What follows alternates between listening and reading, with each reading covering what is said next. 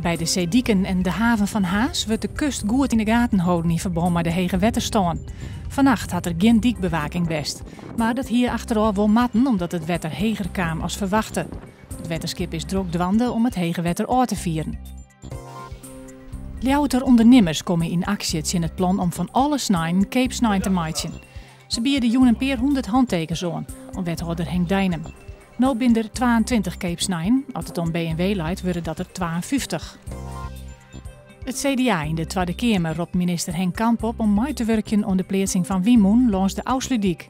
Nevens het CDA had de gemeente Zuidwest-Friesland en de provinciale steden een vakkar uitsprutsen voor deze locatie. Morgen praat de Tweede Kamer over het energieakkoord. De Frieske televisieserie Beer Boeloe bestaat 20 jaar. Alleen nog de Fabeltjeskrant had als serie langer roem in Nederland 24 jaar. In totaal zijn er rond nota zo'n 130 afleveringen maken van Beer Boeloe. Vannacht blijft het warm, met 8 graden. De wind jouwt hem dan wat del.